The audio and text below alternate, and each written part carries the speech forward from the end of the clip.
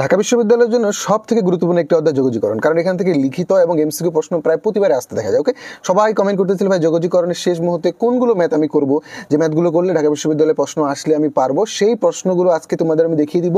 এবং অনেকেরই এখন যে প্রশ্নটি, ভাইয়া এই কয়েকদিনে আমি কিভাবে আসলে শেষ করব ম্যাথটা এবং আমি কোনগুলো টপিক কিভাবে পড়বো, এই উত্তর আজকে পেয়ে যাবে যে আমি কিভাবে তোমাদের আজকে সমাধান করে দিচ্ছি।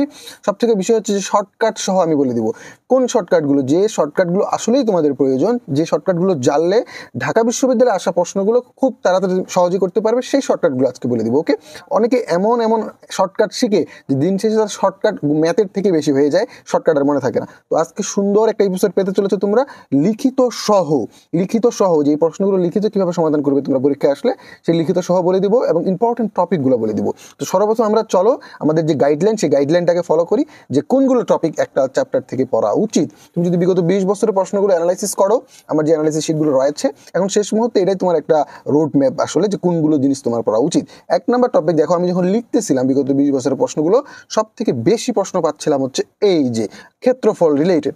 এখন কথা হচ্ছে কোন ক্ষেত্রফলগুলো, দেখো বৃত্ত আসতেছে, উপবৃত্ত আসতেছে, অথবা কৌণিক্স রিলেটেড আসতেছে, কয়েক ক্যাটাগরি, সব ক্যাটাগরির প্রশ্নগুলো আজকে তোমাদের আমি সমাধান করে দিব শর্টকাট এবং লিখিত কিভাবে আসে সব গুণগুলো। ওকে, সো এখানে দেখো আমি 12টা প্রশ্ন পেয়েছি বিগত 20 বছরে, যে প্রশ্নগুলো এই টপিকটা থেকেই করতেছে। এখন কথা হচ্ছে যেহেতু এই টপিকটা তারা বেশি ফোকাস করে, এই টপিক থেকেও কিন্তু আবার রিটেন দেয়। তুমি রিটেন প্রশ্নগুলো খুলে দেখো, এই প্রশ্নগুলো কিন্তু রিটেন আকারে দিয়েছে। এবং শুধু তাই নয়, এর আগের বছরে যে এমসিকিউটা এসেছে এখান থেকে, সেটা হচ্ছে এই এমসিকিউটি, যে Y square equal to 4x Y equal to x দ্বারা আবদ্ধ ক্ষেত্রের ক্ষেত্রফল কত, 10, 11, 5, 6 এবং 23, 24 সেশনে চলে এসেছে। ওকে, সো এই জিনিসগুলো আমরা 1 নাম্বার এই টপিকটা আমরা আজকে শিখবো যে কিভাবে এখান থেকে রিটেনগুলো করা যায় এবং কিভাবে এখান থেকে এমসিকিউগুলো শর্টকাটে করা যায়। তারপরে আমি দেখো যে প্রতিস্থাপন পদ্ধতি, এটা ঢাকা বিশ্ববিদ্যালয়ের ফেভারিট একটা টপিক। এই প্রতিস্থাপন পদ্ধতিতে প্রচুর পরিমাণে ম্যাথ দেয়, কারণ এগুলো উইদাউট ক্যালকুলেটর খুব তাড়াতাড়ি করা যায়। ওকে, এই প্রতিস্থাপন পদ্ধতিতে যে ম্যাথগুলো দেখো কত রিপিট হয়েছে, এই প্রশ্নটি 15, 16, 14, 15, 7, 8, 22, 23। তারপরে এই প্রশ্নটা দেখো 9, 10, 22, 23। এটা দেখো 9, 10, 5, 6। এটা দেখো 9, 10, 2, 3, 9, 10, 7, 8, 5, 6। দেখছো, এই প্রশ্নগুলো আজকে আমরা কয়েকটা মেজর প্রশ্নগুলো সমাধান করব। তারপরে হচ্ছে দেখো যে মডুলাস রিলেটেড প্রশ্নগুলো আসে, এগুলো আমি রেখেছি টাইপ 3-এ, যে মডুলাস রিলেটেড প্রশ্নগুলো দেখো রিসেন্ট এই প্রশ্নগুলো খুবই ফেভারিট ঢাকা বিশ্ববিদ্যালয়ের, এবং দেখো এই ধরনের প্রশ্নগুলো কিন্তু বারবার করতেছে। এবং এই 17, 18, 16, 17 প্রশ্ন দেখো এই সেম ধরনের প্রশ্নগুলো কিন্তু করে। এগুলো আমরা আজকে শিখবো যে কিভাবে এই প্রশ্নগুলো খুব তাড়াতাড়ি সমাধান করা যায়। তারপর এখানে দেখো যে টাইপ 5-এ আমি রেখেছি, এর বাইরেও কিছু ম্যাথ আসছে, গুরুত্বপূর্ণ ম্যাথ, যে ম্যাথগুলো তোমাদের করে রাখা উচিত। আমি কিছু গুরুত্বপূর্ণ ম্যাথ তোমাদের দেখে দেবো, যদি পারো। অনেকে এগুলো আনসার সহ মুখস্থ করে রাখে, কেন এই প্রশ্নগুলো এতবার বিভিন্ন বিশ্ববিদ্যালয়ে এসেছে যেগুলো আনসারগুলো সহ অনেকে মুখস্থ রাখে। তো চলো আজকে আমরা গুরুত্বপূর্ণ ম্যাথগুলো সমাধান করবো। এবং এই যে অনেকে যে বললা না যে ভাই শেষ মুহূর্তে কোনগুলো জিনিস পড়বো, এখন তো সময় নেই, এখন তো সবকিছু পড়ার সময়, শেষ মুহূর্তে তুমি এই যে এগুলো সমাধান করবে। জাস্ট যারা অলরেডি এই শিটগুলো সংগ্রহ করেছো, জাস্ট এই ম্যাথগুলো দেখে যাও, এর বাইরে কিচ্ছু দেখা দরকার নেই, সময়ও নেই তোমার। এগুলোই তোমার ট্রাম্প কার্ড হতে পারে, কারণ এখান থেকে কপি করে পেস্ট করে প্রশ্নগুলো দেয় এবং এই টপিকগুলো থেকে কিন্তু আসে। ওকে, তো চলো আমরা আগে সমাধান করি, তাহলে তোমরা বুঝবে যে কিভাবে করা উচিত। আচ্ছা দেখো, এখান থেকে ক্ষেত্রফল রিলেটেড আমরা দেখলাম।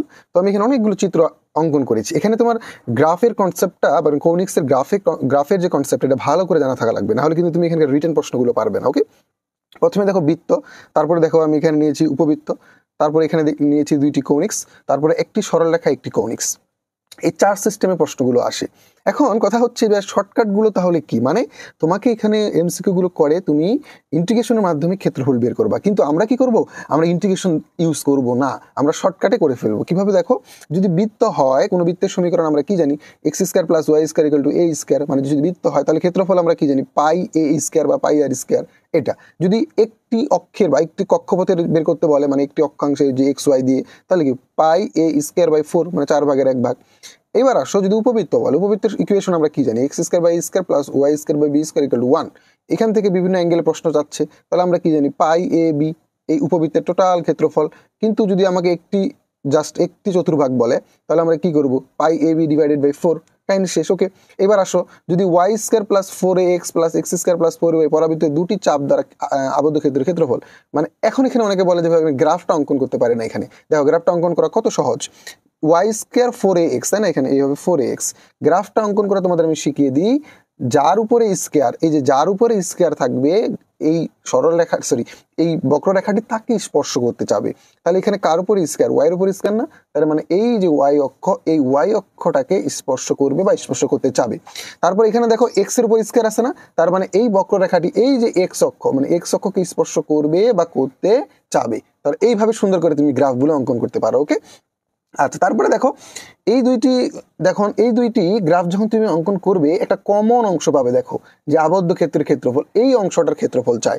এই অংশটার ক্ষেত্রফল শর্টকাট যে রুলসটি সেটা হচ্ছে তোমার 16/3 এ স্কয়ার। ওকে, এটা হচ্ছে সূত্র।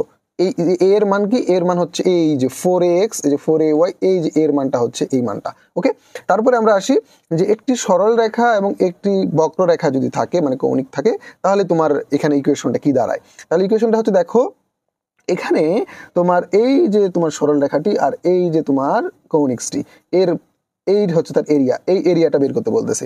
আমরা এটা রিটেনে কিভাবে করব একটু পরে দেখাবো, আগে শর্টকাটটা বলি। শর্টকাট হচ্ছে 8/3 a square by m cube. a square হচ্ছে যে 4ax, এই যে 4ax এটা কৌণিকের এ, আর m কিউবটি হচ্ছে এই যে y = mx, এই যে মূল বিন্দুগামী সরল রেখার m ঢালের মানটা। ওকে, এখন কথা হচ্ছে এই কনসেপ্টটা থেকেই 23-24 সেশনের প্রশ্নটা কিন্তু এসেছে। দেখো y স্কয়ার = 4x এবং y = x দ্বারা আবদ্ধ ক্ষেত্রের ক্ষেত্রফল। তাহলে এই কন্ডিশনটা কোন চিত্রের সাথে মিলতেছে, এটা যে y স্কয়ার = 4x এবং y = x দ্বারা আবদ্ধ ক্ষেত্রের ক্ষেত্রফল, তাই না? আচ্ছা এখন দেখো এই কন্ডিশনটাতে আমরা কিভাবে করতে পারি। দেখো তাহলে আমাদের শর্টকাটটা কি ছিল, 8/3 a square by m cube. তাহলে আমি বসাই 8/3 এখন a স্কয়ার মানটা আমি কই পাবো, এই ইকুয়েশন থেকে পাবো। এখান থেকে এর মানটা এখানে কে নিয়েছে, দেখো y স্কয়ার = 4, এ তো নাই, তাহলে আমি জোর করে a কে ধরে নিব 1 * x। তাহলে এখানে দেখো y স্কয়ার + 4ax, তাহলে এই যে এর জায়গাটা কে নিয়েছে 1। ওকে, তাহলে এখানে তোমার এর মান কত হচ্ছে 1। আর y = mx, তাহলে y = mx, এখানে m এর মান তাহলে কত নিয়েছে 1। এই যে 1 কোনো কিছু যেহেতু নাই তাহলে 1, তাহলে আনসার কত 8/3। দেখছো 23-24 সেশনে একটা প্রশ্ন এসেছে যেটা অলরেডি আবার 2 বার এসেছে। তাহলে এই যে এটা কি ইঙ্গিত করে, এটা কি ইঙ্গিত করে যে ঢাকা বিশ্ববিদ্যালয় কি কোশ্চিন ব্যাংকটা ফলো করে, অথবা ঢাকা বিশ্ববিদ্যালয় যেভাবে কোশ্চিন করুক না কেন আগের বছরের কোশ্চিনগুলোর সাথে কোনো না কোনো ভাবে মিলে যাচ্ছে, মিলবেই। এই 1 নম্বর টপিকটা থেকে এত স্টাইলে কোশ্চিন হয়েছে, সেটা তুমি যদি এইটা না দেখো তাহলে তো বুঝবা না। কারণ তুমি যে কোশ্চিন ব্যাংকটা ফলো করো বা তুমি যেখান থেকে প্র্যাকটিস করো সেখানে কিভাবে আসে নাই, তাহলে তুমি অ্যাট এ গ্লান্স জাস্ট দেখার সাথে সাথে বুঝে ফেললা যে এই শিটগুলো দেখার সাথে সাথে বুঝে ফেলবা যে এই টপিকটা তোমার জন্য গুরুত্বপূর্ণ। কারণ দেখছো এখান থেকে কতগুলো প্রশ্ন এসেছে। কিন্তু তুমি যে র্যান্ডম প্রিপারেশন নাও, তুমি যদি সেশন ওয়াইজ কোশ্চেন সমাধান করো, এই জিনিসটা বা এই ফিলটা পাবা না যে তোমার কোনটার উপরে বেশি ফোকাস দেওয়া উচিত, কোনগুলো শর্টকাট শেখা উচিত, যেগুলো শিখলে তোমার কাজে দিবে। এবং এটা বিভিন্ন বিশ্ববিদ্যালয় এখান থেকে তুমি প্রশ্ন পাবে রে ভাই। এই সেন্সটা গ্রো করার জন্য এই শিটগুলো। ওকে, যে তুমি কোন জিনিসটাকে বেশি ফোকাস দেবে। সম্পূর্ণ জিনিস পড়ে মাস্তানি করে আসলে ইউনিভার্সিটি চান্সটা সো টাফ, কারণ 4টা সাবজেক্ট তোমাকে মাথায় নিয়ে ঢুকতে হবে ইনফরমেশন। এক্ষেত্রে যে যত বেশি চুজ করতে পারবে ইম্পর্টেন্ট টপিকগুলো, ওইগুলোই মাথায় নিয়ে ঢুকতে পারবে এবং সর্বোচ্চ আউটপুট দিতে পারবে, সে কিন্তু এখান থেকে আউটপুটটা পাবে বেশি। ওকে, আচ্ছা তারপরে এবার আসি আমরা পরের গুলোতে, যে y স্কয়ার = x এবং y = x স্কয়ার বক্ররেখা দ্বারা আবদ্ধ ক্ষেত্রের ক্ষেত্রফল কত। আমরা যদি একটু পরে একটু আগে দেখে আসলাম যে দুইটি যদি আবদ্ধ ক্ষেত্রফল হয়, এটা তাহলে সূত্রটা কি ছিল, 16/3 a স্কয়ার। তাহলে আমরা দেখো 16/3 a স্কয়ার, এখন এর মানটা আমাকে বের করতে হবে। ঢাকা বিশ্ববিদ্যালয় 14-15 সেশন এসেছিল। এখন এর মানটা আমরা কিভাবে বের করব, দেখো সাজিয়ে নিব, যেহেতু এখানে 4ax আকারে সাজিয়ে নিতে হবে, এখানে তো a নাই, তাহলে y স্কয়ার = 4 * a, এটাকে আমাকে জোর করে এভাবে লিখতে হবে 1/4। তাহলে 4 কাটা চলে গেলে আবার ওই এক্সই থাকবে, আমি সাজিয়ে নিব, এটাকে বানিয়ে নিব। তাহলে এখানে এর মান হচ্ছে 1/4, এখানে এর মান হচ্ছে 1/4। তাহলে দেখো আমি কিন্তু এর মান পেয়ে গেলাম। তাহলে 16/3 a স্কয়ার, 16/3 * 1/4 স্কয়ার। ওকে, এখন কাটাকাটি করো 1/4, 16 কাটা 1/3 হবে আনসার। ওকে, কত সহজ দেখছো। এবার আসো, এগুলো তো তোমার শর্টকাট যদি আসে তাহলে এইভাবে তুমি পারবে, কিন্তু কখন তুমি প্রবলেমে পড়বে, দেখো 18-19 সেশনে একটা প্রশ্ন এসেছে, আবার জগন্নাথ বিশ্ববিদ্যালয় বা জাহাঙ্গীরনগর বিশ্ববিদ্যালয় কিন্তু একটা প্রশ্ন এসেছে। দেখো সেম প্রশ্ন, y = 2, y = মডুলাস x রেখাগুলো দ্বারা আবদ্ধ ক্ষেত্রের ক্ষেত্রফল। এইবার যারা শুধু শর্টকাট শিখে যাবে তারা কিন্তু ধরা খেয়ে যাবে। ওকে, ওই যে বললাম তোমাকে প্র্যাকটিস করতে হবে এই আশা প্রশ্নগুলো, তাহলেই তুমি পারবে। কারণ এগুলো যে ধাপে প্রশ্ন দেয়, তাহলে y = মডুলাস x x অক্ষ দ্বারা এবং y = -4 রেখা দ্বারা আবদ্ধ ক্ষেত্রের ক্ষেত্রফল। চেঞ্জটা দেখো শুধু, এখানে y = 2, এখানে y = -4, এখানে y = মডুলাস x, এখানে y = মডুলাস x। এখন তাহলে এই প্রশ্নগুলো ভাই কিভাবে সমাধান করবো, যেটা ঢাকা বিশ্ববিদ্যালয়ে এসেছে বা জাহাঙ্গীরনগর বা জগন্নাথেও আসে। আচ্ছা আমি এটা করে দিব, আর এটা তোমাদের আমি সাজিয়ে দিয়েছি, তোমরা অ্যান্সারটা বলবে। তোমরা কমেন্টে আমি 2টি প্রশ্ন আজকে বলবো, 2 থেকে 3টে, দেখি কারা সঠিক অ্যান্সার দিতে পারে, আমি তাদের কমেন্টে রিপ্লাই দিব। এই যে তুমি এখানে দেখো JNU লিখে তুমি কমেন্টের মানে সঠিক প্রশ্নটির অ্যান্সারটা কমেন্ট করে জানাবে। ওকে, যদি এবার এটা সমাধান করার চেষ্টা করি, দেখো y = 2, y = মডুলাস রেখাগুলো দ্বারা আবদ্ধ ক্ষেত্রফল। এখন এই মডুলাসের ইকুয়েশন অনেকে বুঝে না আসলে কিভাবে মডুলাস চিহ্ন, মানে অঙ্কন করতে হয় গ্রাফটা, এটা খুবই মানে সেন্স একটা। ওকে, দেখো কিভাবে মডুলাসের গ্রাফ অঙ্কন করতে হয়। Y equal to modulus X না, তাহলে এখানে তোমাকে আগে দেখতে হবে কত বসাইলে এটা শূন্য হয়। এখানে শূন্য বসাইলে কিন্তু এটা শূন্য হয়, দ্যাট মিনস এই 0 পয়েন্টে এটা টিপ পয়েন্টই থাকবে, এই যে মডুলাস এক্স এর গ্রাফ হয় এরকম। ওকে, এখন কথা হচ্ছে ভাই এটা যদি এভাবে না থাকে, এইভাবে থাকতো Y equal to X minus 2, তাহলে ভাই কি হতো, তাহলে তোমাকে আগে দেখতে হতো কত বসালে শূন্য হবে, তাহলে এখানে এক্স এর মান 2 বসালে শূন্য হয় না, তাহলে গ্রাফটা হতো এরকম যে 1 2, এই যে 2 তে এর পিক পয়েন্ট মানে পিক পয়েন্টটা থাকতো এইভাবে করে, এইভাবে হয়তো গ্রাফটা। ওকে, তাহলে গ্রাফটাকে জানতে হবে এই জাতীয় প্রশ্নগুলো সমাধান করার ক্ষেত্রে। তাহলে আমি গ্রাফটা অঙ্কন করে ফেললাম, এই যে গ্রাফ। এখন কথা হচ্ছে ওয়াই ইকুয়াল টু 2 না, ওয়াই ইকুয়াল টু 2 মানে কোন সরলরেখাটি, এই যে সরলরেখাটি, তাহলে দেখো কোন বিন্দুতে সেট করছে, এই বিন্দুটাতে সেট করছে না, তাহলে এখানে ওয়াই এর মান কত 2, আর এখানে এক্স এর মান কত হবে এটা আমি বের করবো। তাহলে এক্স ওয়াই এর মান যদি এখানে 2 বসাই দিই, তাহলে এক্স এর মান কি হবে প্লাস মাইনাস 2, মডুলাস যদি তুলে দিই, মানে ওয়াই এর মান যদি 2 হয় মডুলাস এক্স, তাহলে এক্স এর মান কি হবে মডুলাস তুলে দিলে প্লাস মাইনাস 2 না, তার মানে একটা হবে -2, একটা হবে +2।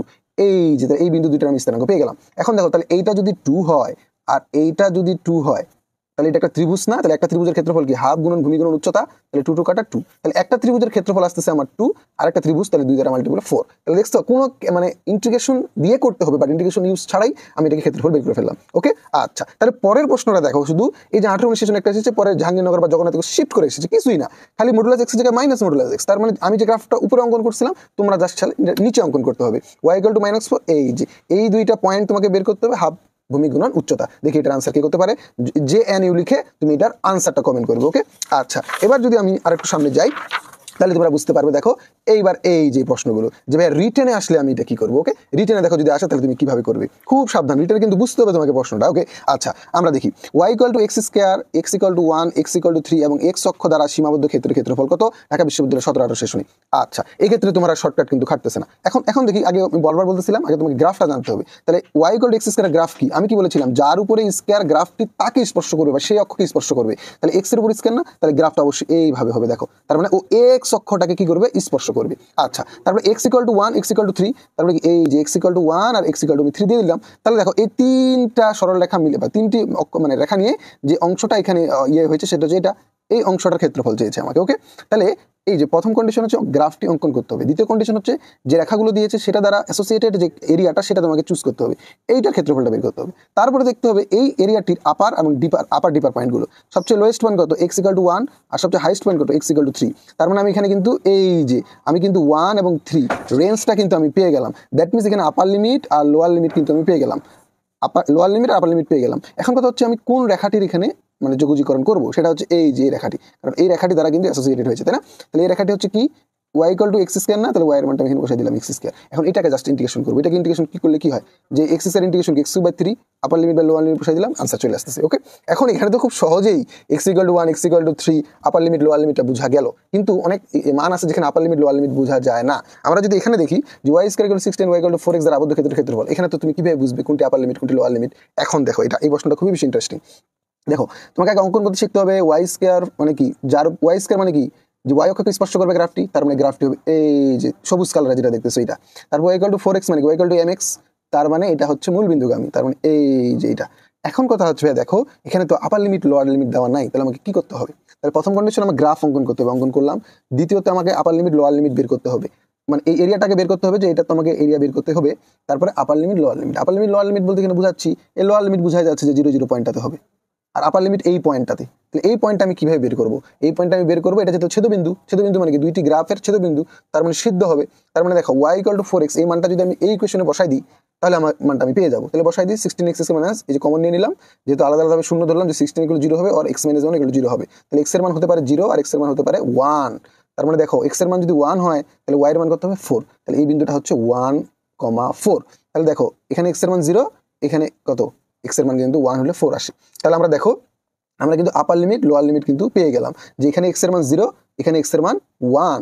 তাহলে এই যে আমরা x এর মান 0 এবং x এর মান দুটো 1 পেয়ে গেলাম, তাহলে আমি লোয়ার লিমিট আর আপার লিমিট কিন্তু পেয়ে গেলাম। এখন কথা হচ্ছে কিভাবে আমি এখানে এই অঞ্চলটার শুধু ক্ষেত্রফল বের করব। দেখো কিভাবে বের করি, তুমি যদি এই প্রথম এই কৌণিক্সের গ্রাফটি দেখো, এটা যে এরিয়াটা নিয়েছে সেটা কিন্তু এই যে লাল অংশটা টোটালটা কিন্তু নিবে। তারপরে তুমি যদি সরল রেখাটি দেখো, এই যে সরল রেখাটি যে এরিয়াটা নিয়েছে সেটা হচ্ছে সবুজ অংশটা। তাহলে কমন অংশটা যদি আমি বের করতে চাই, লালটা থেকে সবুজটা বাদ দিতে হবে না। দ্যাট মিনস এই যে কৌণিক যে এরিয়াটা নিয়েছে এটাকে যদি আমি y1 ধরি, আর এই যে সরল রেখাটি যে এরিয়াটা নিয়েছে সবুজটা, এটাকে যদি আমি y2 ধরি, তাহলে y1 থেকে y2 বাদ দিলে আমার কাঙ্ক্ষিত এই কমন অংশটার এরিয়াটা কিন্তু আমি পেয়ে যাব। সেটাই আমি জাস্ট করবো, যে ইন্টিগ্রেশন এই 0 থেকে 1 তো আমি এখানেই পেয়ে গিয়েছি, just y1 minus y2 dx, মানগুলো বসিয়ে দিলাম, তুমি জেনারেলি এখন ক্যালকুলেশন করবে। খেলার 3টা স্টেপে গ্রাফ অঙ্কন করতে হবে, মানটা বসিয়ে দিয়ে, যেহেতু এটা তোদের ছেদবিন্দু পয়েন্ট দিয়ে এক্স গুলো বের করতে হবে, আপার লিমিট লোয়ার লিমিট তুমি পেয়ে যাবে, দেন শুধু খালি মাইনাস করতে হবে কোনটা থেকে কোনটা, জাস্ট মানগুলো বসিয়ে দিবে। এটা হচ্ছে ব্রড স্কেলে করতে হবে। ওকে, আশা করি তোমরা বুঝতেছো। তো সেম ভাবে দেখো, জাহাঙ্গীরনগর 17-18 সেশন একটা প্রশ্ন এসেছে, খুবই ইন্টারেস্টিং। এটা হচ্ছে অধিবৃত্তের গ্রাফটা তোমাকে জানা লাগবে, যে x Y equal to C square, এই যে এক্স ওয়াই এর গ্রাফটা কেমন হয়, এটা যদি জানা না থাকে তাহলে তুই পারবা না। এই যে গ্রাফ, তারপরে দেখো ওরা আপার লিমিট লোয়ার লিমিট দিয়েই দিয়েছে, খুবই ইজি, এবং এটা আমি মুখস্থ মনে রাখতাম। কেন মুখস্থ মনে রাখতাম? ঢাকা বিশ্ববিদ্যালয় খুবই ট্রিকি ভাই, প্রশ্নগুলো এমনভাবে করে তোমাকে আমি বলি খালি, x Y equal to C square না, x equal to a, x equal to b দিয়েছে না, অ্যান্সারটা দেখো সি স্কয়ার, তার মানে এখানে যেটা থাকবে এটা সামনে আসবে ln b by a, upper limit by lower limit answer হয় upper limit by lower limit. Dhaka বিশ্ববিদ্যালয় কি করবে জানো? এখানে সি স্কয়ারের জায়গায় শুধু এম দিবে, এই যে x Y equal to m square, আর এখানে এক্স স্কয়ারের জায়গায় পি আর কিউ দিবে। এখন তোমার মাথা কাজ করবে না এটা কোথা থেকে প্রশ্ন দিল, কিন্তু যে একটু মেমোরাইজিং স্টাইলে বুঝে পড়বে অ্যাজ এ সূত্র আকারে, সে কিন্তু বলবে ও আচ্ছা ঠিক আছে, এই প্রশ্নটা থাকলে অ্যান্সারটা এইভাবে হয় যে এখানে যেটা থাকে সেটা এখানে বসবে, সি স্কয়ার লন হয়, লনের পর আপার লিমিট হয় লোয়ার লিমিট, আপার লিমিট এখানে পি দিয়ে কিউ দিয়েছে, তাহলে কিউ হবে, আর নিচে হবে পি। মান চেঞ্জ করে দিতে পারে, এখানে এর জায়গায় এম এন দিতে পারে। এই হচ্ছে ট্রিকগুলো। ওকে, তো আশা করি এইভাবে যদি তোমরা বুঝো, এইভাবে যদি ভেঙে ভেঙে পড়ো, যে কোনো বিশ্ববিদ্যালয়ে তুমি পরীক্ষা দিতে যাও না কেন, তুমি ভালো করবে। কিন্তু তার আগে তোমাকে তো বুঝতে হবে যেখান থেকে প্রশ্ন করে, অ্যানালাইসিস করতে হবে ভাই। তো শেষ মুহূর্তে এই অ্যানালাইসিস শিটের যে আমার যে টপিকগুলো আছে ভাই, এটাই তুমি পড়ে যাও খালি, আর কিচ্ছু দেখা দরকার নেই, এই টপিকটাই খালি পড়ে যাও, এই টপিকের প্রশ্নগুলো খালি সমাধান করে যাও, কিচ্ছু করা দরকার নেই। আর শেষ 2 দিন খালি ঢাকা বিশ্ববিদ্যালয়ের প্রশ্ন ব্যাংকের সমাধান করবো। দ্বিতীয় টপিকটা হচ্ছে প্রতিস্থাপন পদ্ধতি। ওকে, এই প্রতিস্থাপন পদ্ধতিতে ঢাকা বিশ্ববিদ্যালয় প্রচুর প্রশ্ন করে, এবং তুমি এখানে দেখতে পাচ্ছ যে 1 নম্বর টপিক আমি অলরেডি শেষ করে ফেললাম। কে আমাকে রুট ম্যাপটা দিল, এই যে এটা আমাকে রুট ম্যাপটা দিল, যেটা আমাকে আগে করতে হবে, এখানে শর্টকাটগুলো আগে শিখতে হবে, এবং তার বাস্তব প্রমাণ তোমরা পেলে। এবার আমাকে রোড ম্যাপ দিচ্ছে টাইপ 2, যে প্রতিস্থাপন পদ্ধতির অঙ্কগুলো তোমাকে আগে করতে হবে। এই জন্য আমি এখানকার অঙ্কগুলো, গুরুত্বপূর্ণ অঙ্কগুলো চুজ করেছি এখানে। এবং কোন অঙ্কগুলো ঢাবি বেশি দেয়? E to the power x ln, দেখো সবগুলোতে e to the power x ln, e to the power x ln, এগুলো বেশি দিচ্ছে, কারণ এগুলো উইদাউট ক্যালকুলেটর খুব সহজেই করা যায়। দেখো তাহলে এখান থেকে এই প্রশ্ন ঢাকা বিশ্ববিদ্যালয়ের 7, 8, 14, 15, 15, 16 এসেছে, এবং এই প্রশ্নটা আমি লিখতে আমার অবস্থা শেষ।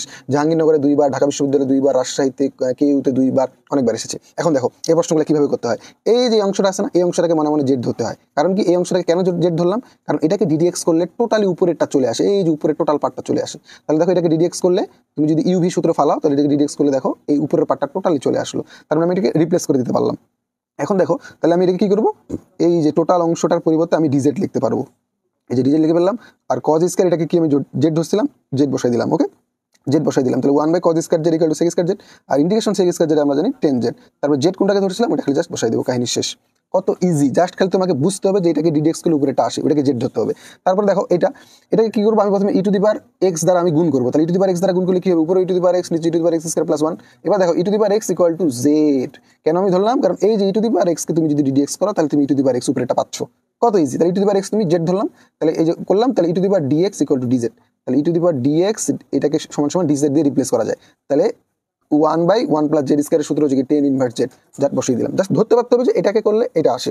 এই প্রতিস্থাপন পদ্ধতি তোমরা জানো কিনা জানি না, এটা ভালো করে তোমরা শিখে নিবে। কিন্তু সমস্যা হচ্ছে, দেখো জাহাঙ্গীরনগরে এই প্রশ্নটা এসেছিল, যে জেইউতে এই প্রশ্নটা এসেছিল, যে এটাই আবার প্রশ্নটা জাস্ট খালি কি করে দিয়েছে দেখো, এই যে আপার লিমিট লোয়ার লিমিট দিয়ে দিয়েছে, integration 0 by ln two E to the power X 1 plus E to the power x.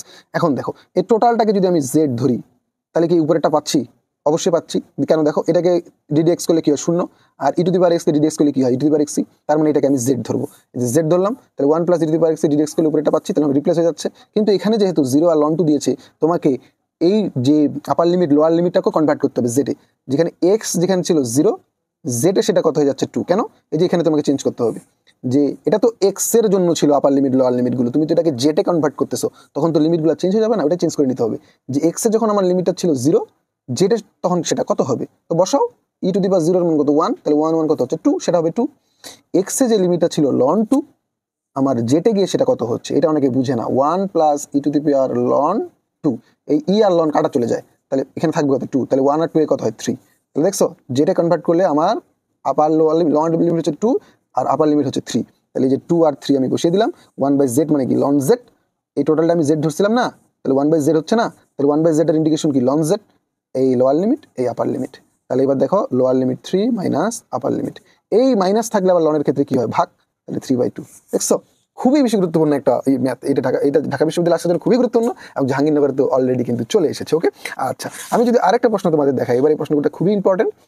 সেটা হচ্ছে এই ধরনের প্রশ্নগুলো ঢাবি বেশি পছন্দ করে এবং অনেক বেশি গুরুত্বপূর্ণ। কারণ কি, তোমার যে তুমি অনেক হাই লেভেলে থাকো যে প্রশ্ন কঠিন হবে, ইয়ে হবে, এই প্রশ্নটা তো অনেক বড়, কীভাবে সমাধান করবো, কিন্তু আনসার টুইস্ট ভাবে করা যায়। দেখো চট্টগ্রাম ইউনিভার্সিটি, রাজশাহী ইউনিভার্সিটি এবং ঢাকা ইউনিভার্সিটিতে প্রচুর প্রশ্ন। সেটা হচ্ছে এইরকম, তুমি এই ধরনের কোনো শেপ যদি পাও, e⁻x ফার্স্ট ব্র্যাকেট দিবে, এখানে একটা মান দিবে এবং এখানে একটা মান দিবে, এই শেপের পাইলেই তুমি এই জিনিসটাকে মাথায় নিয়ে আসবা যে এই শর্টকাটটা এখানে হতে পারবে, এই সূত্রটা এখানে কাজে লাগাতে পারে। কি, যে e⁻x এখানে একটা মান থাকবে, ভ্যালু থাকবে, যে ভ্যালুটাকে ddx করলে বা ডিফারেন্সিয়েট করলে এই ভ্যালুটা পাওয়া যাবে। তাহলে আনসার হবে e⁻x এই প্রথম ভ্যালুটা, কাহিনী শেষ। তাহলে দেখো এই sin x কে ডিফারেন্সিয়েট করলে cos x পাওয়া যায় না, আর শেপটা কি এই শেপে আছে না, e⁻x এই একটা ভ্যালু যাকে ddx করলে এটা পাওয়া যাচ্ছে। তাহলে আনসার হবে e⁻x আর এই ভ্যালুটা, কাজ শেষ।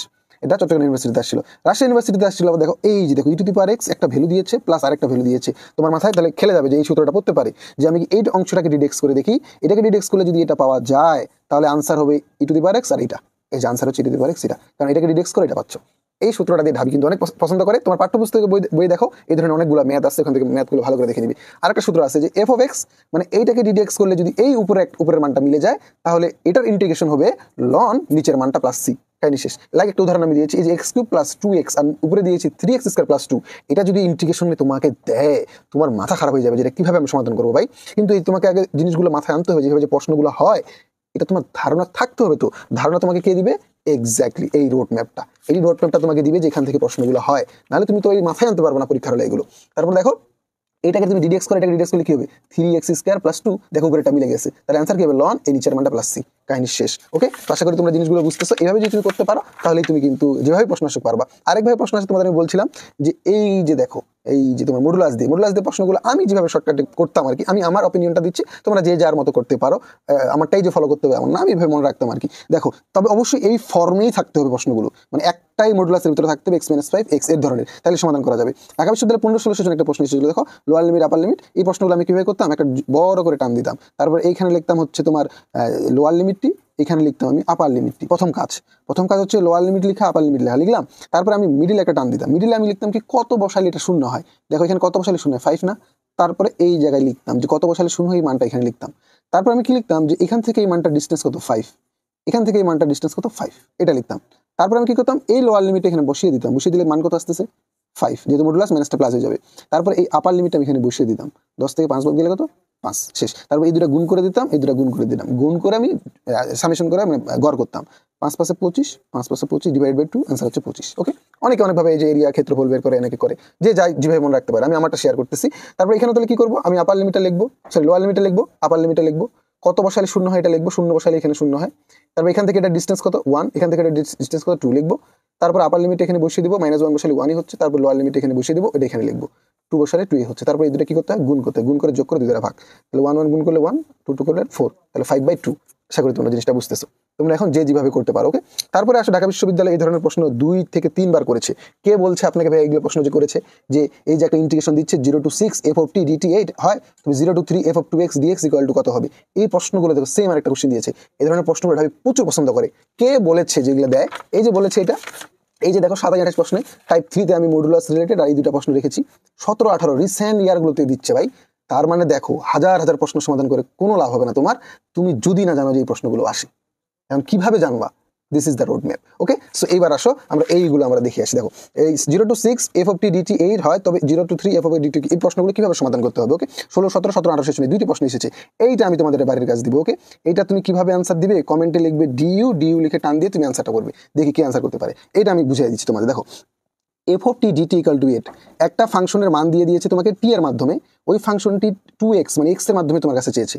তার মানে আমাকে কি করতে হবে, এই 2x টাকে t এর মাধ্যমে নিয়ে আসতে হবে। তার মানে দেখো আমি 2x = আমি t ধরবো আগে, তারপরে 2 = আমি উভয় পাশে ডিফারেন্সিয়েট করবো, ডিফারেন্সিয়েট করলে 2x এ ডিফারেন্সিয়েট করতে করলে 2, আর এটাকে ডিফারেন্সিয়েট করলে হবে dt/dx, তারপরে dx = dt/2। দেখো x টাকে আমি t এর মাধ্যমে লিখলাম, x টাকে t এর মাধ্যমে লিখলাম, কারণ t এর মান দেওয়া আছে। প্রথম কাজ শেষ, তাহলে প্রথম স্টেপে আমার কাজ শেষ যে আমি এক্সটাকে টি এর মাধ্যমে লিখলাম। তাহলে এক্সটাকে যদি আমি টি এর মাধ্যমে লিখতেছি, তাহলে এই এক্স এর যে এই যে আপার লিমিট লোয়ার লিমিটগুলো, এটাও তো আমাকে টি এর মাধ্যমে প্রকাশ করতে হবে, তাহলে চেঞ্জ করতে হবে না। তাহলে এবার দেখো, তাহলে আমরা এক্সটাকে টি এর মাধ্যমে লেখা শেষ, এবার লিমিটগুলোকে চেঞ্জ করবো। এক্স যখন 0, এই যে এক্স এর মান যখন 0, টি এর মান তখন কি হবে 0। এক্স যখন 3, তাহলে এক্স এর মান 3 বসাও, তখন টি এর মান কত হয়ে যাবে, এই যে 6। তাহলে আমি এই লিমিটগুলোকেও টি এর আন্ডারে দিয়ে চেঞ্জ করে দিলাম।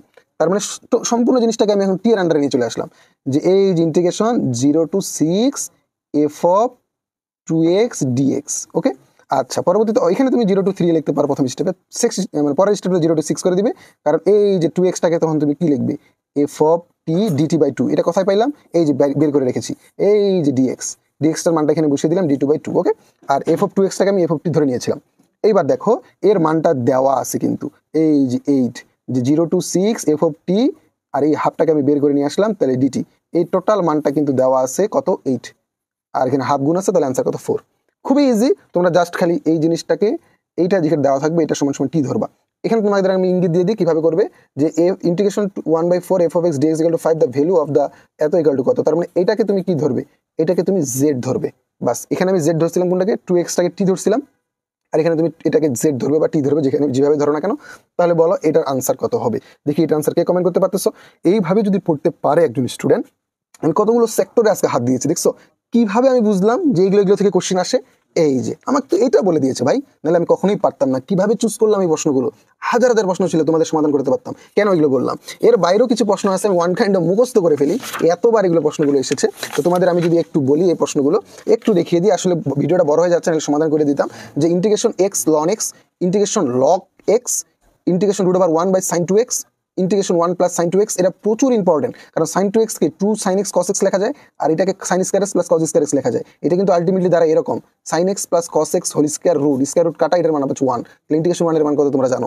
এটা কিন্তু সবখানে গুরুত্বপূর্ণ, ত্রিকোণমিতি, ইন্টিগ্রেশন, ডিফারেন্সিয়েশন সবখানে এটা আসে। ওকে, এবং এই প্রশ্নটা দেখো খালি কতবার এসেছে, এই যে ইন্টিগ্রেশন log x, এর আনসারটা মুখস্থ করে নাও, x log x - x, আমি মুখস্থ রাখতাম x log x - x। যদি পরীক্ষা আসতো এটা আমাকে অ্যাডভান্টেজ দিত, আমার সময়টা বেঁচে যেত, কারণ এটা এতবার এসেছে। আচ্ছা, 1 + 1/cos x, এটার অ্যান্সারটা মোটামুটি মনে রাখবে, √1 - cos 2x, √1 + sin 2x, √1 - sin 2x, এগুলো প্রচুর বেশি ইম্পর্টেন্ট। এই শেপের অঙ্কগুলো তোমরা দেখে নিবে।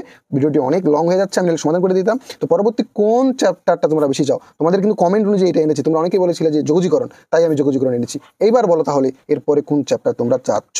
আর এই শীটগুলো কিন্তু এখন শেষ মুহূর্তে তোমাকে এইভাবে ইঙ্গিত দিবে যে কোনগুলো ম্যাথ তোমার করে যাওয়া উচিত। আশা করি তোমাদের ইম্পর্টেন্সটা আমি বুঝাইতে পেরেছি ওই রোড ম্যাপগুলোর। ওকে।